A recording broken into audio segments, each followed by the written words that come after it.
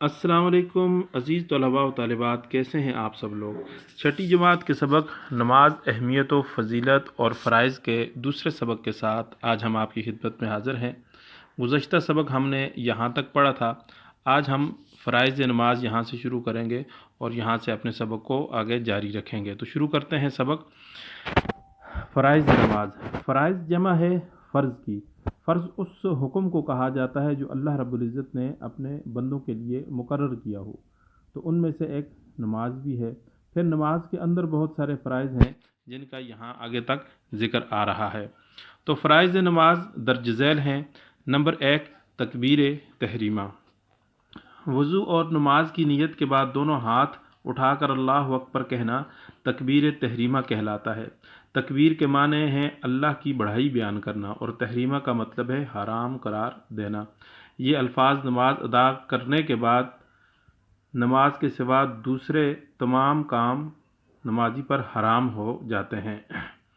تو اس میں یہ بات کہی جا رہی ہے کہ جیسے ہی آپ نے تکبیر تحریمہ کہا تو اس کے بعد اب آپ کے اوپر کھانا پینا بھی حرام ہو گیا، اب آپ کے اوپر چلنا پھرنا بھی حرام ہو گیا، اب آپ کے لیے بات کرنا بھی حرام ہو گیا۔ تو تکبیر تحریمہ بالکل نماز کے آغاز پر وہ تکبیر ہے جس کو اللہ اکبر کہہ کے آپ سبحانک اللہم سے نماز کا آغاز کرتے ہیں۔ اور با قیام و قراءت، یہ بھی نماز کے فرائض کے اندر داخل ہے۔ قیام کا مطلب ہے سیدھا کھڑا ہونا۔ نماز میں قیام سے مراد اتنی دیر سیدھا کھڑا ہونا ہے کہ جس میں قرآن کی اتنی قرأت ہو سکے جو فرض ہے۔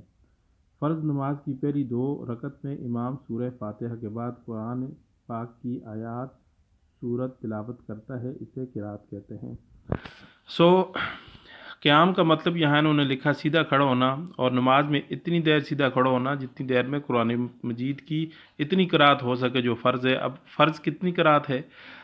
فرض ہے جی کوئی چھوٹی سی صورت جو ہے نا، وہ جو قرآن پاک کی اتنی قرأت کرنا فرض ہے۔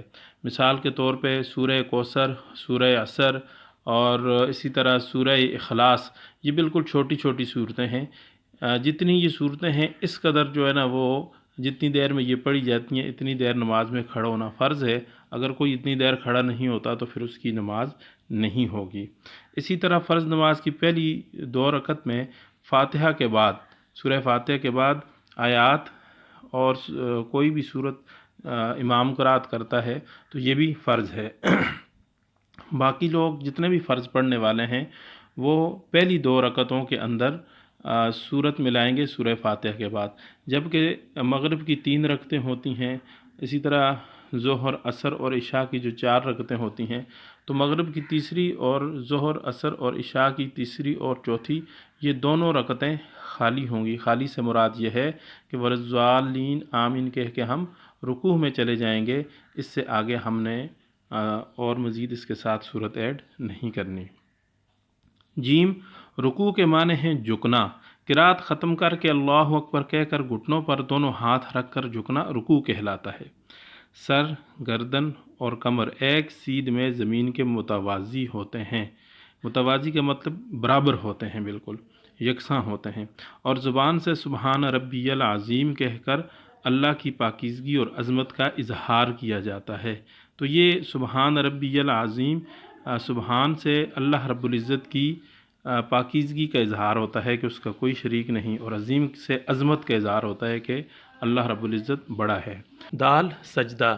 سجدہ کی حالت میں نمازی اپنی پیشانی، ناک، دونوں ہاتھ، گھٹنے اور دونوں پاؤں زمین پر رکھ کر اپنے رب کے حضور سربہ سجود ہو جاتا ہے۔ سجدہ نماز کا اہم ترین رکن ہے۔ سجدہ میں نمازی سبحان ربی الاعلیٰ کہہ کر اپنی عاجزی اور اپنے رب کی پاکی اور بڑائی کا اظہار و اقرار کرتا ہے۔ اللہ تعالیٰ کو بندے کی یہ حالت بہت پسند ہے۔ ہر رکعت میں 1 رکوع اور 2 سجدے ہوتے ہیں۔ جس طرح نماز مومن کی معراج ہے، اسی طرح سجدہ نماز کی معراج ہے۔ تو اس پیراگراف میں ہمیں یہ بتایا گیا ہے کہ سجدے کی جو حالت ہے وہ حالت کیسی ہونی چاہیے، کہ بتایا کہ اپنی پیشانی، ناک، دونوں ہاتھ، گھٹنے اور دونوں پاؤں زمین پر رکھنے کو سجدہ کہا جاتا ہے۔ تو اس میں دونوں ہاتھ گھٹنے اور دونوں پاؤں، 6 چیزیں یہ ہو گئیں، 7ویں چیز ناک اور 8ویں چیز پیشانی۔ یہ 8 چیزیں رکھی جاتی ہیں سجدے میں زمین کے اوپر۔ لیکن جو سجدے کی اصل تعریف ہے وہ یہ ہے کہ پیشانی کو زمین کے اوپر رکھنا، کیونکہ پیشانی انسان کے اعضاء میں سے سب سے اونچا اعضاء ہوتی ہے اور اللہ رب العزت نے اس کو سب سے اونچی جگہ پر بنایا ہے۔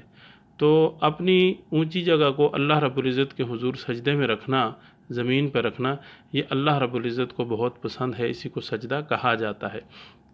سجدہ نماز کا اہم ترین رکن ہے، پھر آگے اس کی تسبیح جو ہے نا وہ ذکر کر دی، اور پھر وہی بات کہ سبحان کا مطلب اللہ تمام شریکوں سے پاک ہے، ربی کا مطلب میرا رب، اور اعلیٰ کا مطلب سب سے اعلیٰ، یعنی کہ سب سے بڑا ہمارا پروردگار۔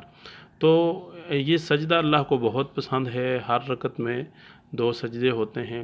جس طرح نماز مومن کی معراج ہے، یعنی مومن کو عروج بخشتی ہے، اسی طرح سجدہ نماز کی معراج ہے کہ جتنے بھی نماز کے اراکین ہیں ان میں سے سجدہ جو ہے نا وہ سب سے بہترین ہے۔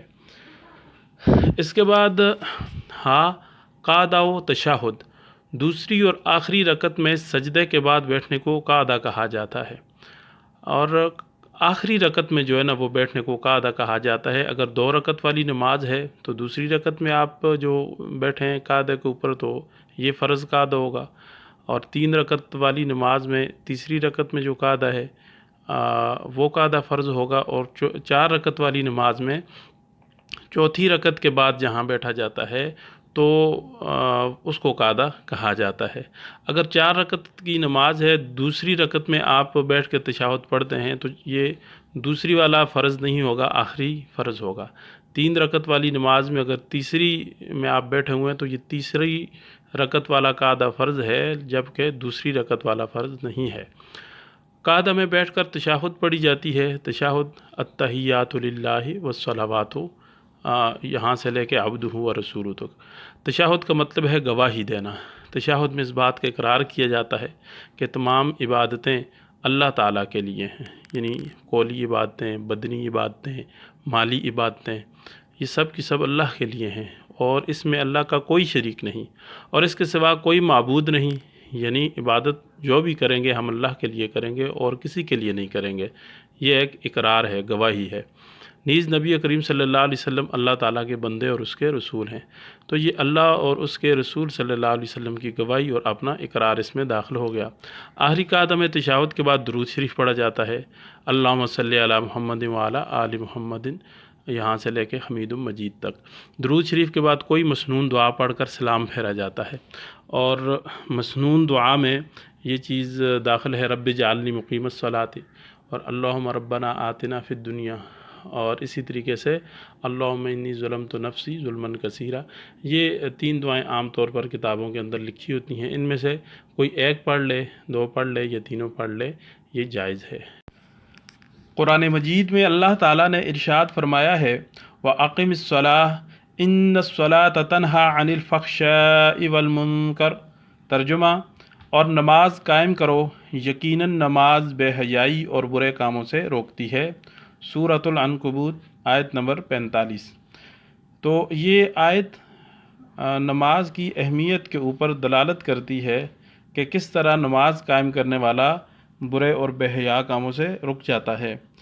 نماز پڑھنے سے انسان روحانی و جسمانی گندگیوں اور غلاظتوں سے محفوظ رہتا ہے۔ گندگی اور غلاظت یہ مترادف لفظ ہیں، اور جسمانی گندگی تو بڑی عام سی ہے کہ جسم کے اوپر کسی بھی طرح کا گند یا میل لگ جائے اس کو جسمانی گندگی کہا جاتا ہے۔ البتہ جو روحانی گندگی ہے وہ اس سے الگ ہے۔ روحانی گندگی یعنی گناہوں کی عادت اور گناہوں کی بد خصلت انسان کے اندر پیدا ہو جانا، یہ روحانی گندگی ہے۔ مثال کے طور پہ ایک شخص تکبر کرتا ہے، اپنے آپ کو دوسروں سے بڑا سمجھتا ہے، تو یہ روحانی گندگی ہے۔ ایک شخص دوسروں سے جلتا ہے، حسد کرتا ہے، تو یہ روحانی گندگی ہے۔ ایک شخص غیبت کی عادت رکھتا ہے تو یہ روحانی گندگی ہے۔ ایک شخص منہ بھر بھر کے جھوٹ بولتا ہے تو یہ روحانی گندگی ہے۔ جو لوگ نماز پڑھیں گے تو آہستہ آہستہ ان گناہوں سے، ان روحانی اور جسمانی گندگیوں اور غلاظتوں سے نکل آئیں گے، جیسے نماز سے پہلے جسمانی گندگی کو دور کیا جاتا ہے کہ آپ کی کپڑے پاک ہوتے ہیں، بدن پاک ہوتا ہے، جگہ پاک ہوتی ہے، تو پھر آپ کی نماز قبول ہوتی ہے۔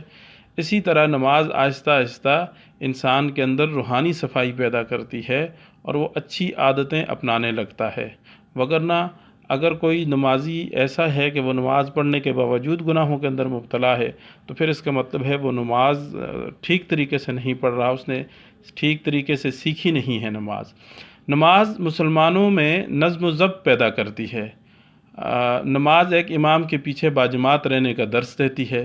اب نظم و ضبط کے لیے انگریزی میں جو عام طور پر اسکولوں میں لفظ بولا جاتا ہے ڈسپلن، یہ نظم و ضبط کا انگریزی ترجمہ ہے۔ تو مسلمانوں میں ڈسپلن آتا ہے نماز کے ذریعے۔ جیسے آپ اسکول میں جاتے ہیں اور اسمبلی کے لیے صفوں میں کھڑے ہو جاتے ہیں، لائن بناتے ہیں اور بالکل سیدھی لائنیں ہوتی ہیں، آپ کا یونیفارم ایک طرح کا ہوتا ہے اور پھر ایک ہی وقت میں سب ایک ہی طرح موو کرتے ہیں۔ تو یہ ایسا ہی نماز بھی ایک امام کے پیچھے جب سب آگے کھڑے ہوتے ہیں تو ان سب کے کپڑے پاک ہوتے ہیں، بدن پاک ہوتے ہیں، وہ جگہ پاک ہوتی ہے، لائن بنا کر کھڑے ہوتے ہیں۔ پھر امام جس وقت اللہ اکبر کہتا ہے تو سارے کانوں کو ہاتھ اٹھاتے ہیں، پھر رکوع میں سارے ساتھ جاتے ہیں، سجدے میں سارے ساتھ جاتے ہیں۔ تو یہ ایک ڈسپلن ہے، عبادت کے اندر ڈسپلن ہے، اور یہی ہماری حقیقی زندگی کے اندر پیدا ہو جائے۔ نماز اس ڈسپلن کا سبق دیتی ہے اور ایک امام کے پیچھے باجماعت رہنے کا درس دیتی ہے، یعنی امام کے پیچھے ہم رہیں گے جب تک، اس وقت تک ہم سارے ایک رہیں گے۔ جب امام سے آگے بڑھ جائیں گے تو پھر تفرقہ بازی شروع ہو جائے گی، پھر امت تتر بتر ہو جائے گی، جیسا کہ اس وقت نظر آ رہا ہے فرقہ پرستی کی طور پر۔ نیز باہمی ہمدردی یعنی ایک دوسرے کا درد محسوس کرنا، مساوات، اخوت اور بھائی چارے کا سبق دیتی ہے۔ یہ الفاظ گزر چکے ہیں پیچھے۔ نماز انسان کو بدکاری اور گناہوں سے روکتی ہے۔ بدکاری مطلب برے افعال، گناہ مطلب بغاوت، اللہ رب العزت کے احکام کی بغاوت گناہ کہلاتی ہے۔ ان چیزوں سے نماز انسان کو روکتی ہے۔ نماز اللہ تعالیٰ کی خوشنودی یعنی رضا اور دوزخ سے نجات کا سبب ہے۔ نماز جنت میں داخلے کا ذریعہ ہے اور مومن کی پہچان ہے۔ اس پہ بات ہو چکی کہ کافر اور مومن کے درمیان کس طریقے سے نماز فرق کرتی ہے، اور جنت میں داخلے کا ذریعہ ہے کہ نماز جو ہے نا وہ مفتاح الصلاح اس کو کہا گیا کہ یہ جنت کی کنجی ہے۔ تو یہاں سبق مکمل ہوتا ہے۔ آپ سے گزارش ہے کہ آپ ہمارے اس لیکچر کو لائک کریں اور اس کے نیچے کومنٹ کریں اور اس کو شیئر کریں، دوسرے طلباء تک پہنچائیں۔ وآخر دعوانا الحمد للہ رب العالمین۔